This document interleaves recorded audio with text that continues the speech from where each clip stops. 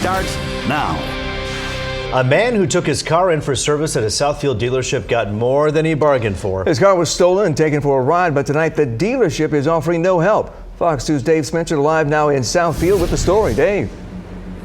When Mike Barnard brought his car here to this Southfield dealership, he assumed it would be taken care of. Then a couple days later, when it was reported stolen from this very lot, he assumed the same dealership would have some responsibility. Now he says he's learning the hard way.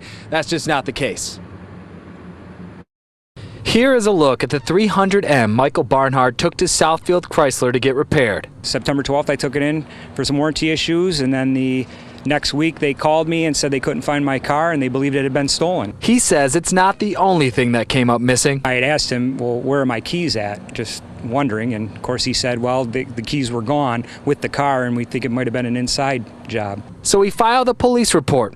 2 days later, they find his car, make an arrest, but not before $11,000 worth of damage was done to his car. They had drove it through the fence. One of the windows was smashed out. There was interior damage where they tried to rip out the center console, and of course all the tires and rims were gone as well. Barnhart says he had to pay to get his car out of the impound, rent another car, and pay for the repairs.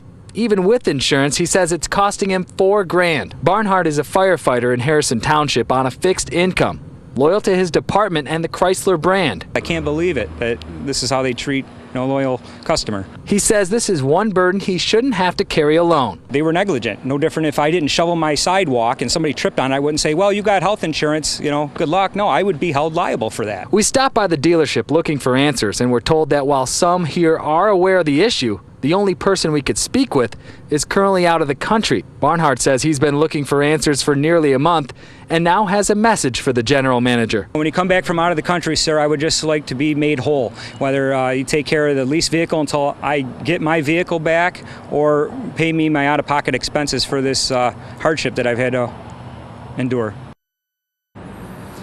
The owner of the car obviously very frustrated by the way this is all progressing. He says his calls to the dealership, his repeated calls have been ignored, which is why he reached out to Fox 2 in the first place. We expect to hear something from the dealership next week. As soon as we do, we'll pass it along to you. For now, live in Southfield, Dave Spencer, Fox 2 News. So Dave, where is that car right now? Well, actually, the car is here at the dealership again. It was taken here after being stolen and recovered, and the $11,000 of damage. They're trying to do those repairs right now, but the owner is weighing over his options. He says it might be better just to pay out his lease and start anew. He said in the long run he may even save $400. Or maybe call a lawyer. All right, Dave, thank you.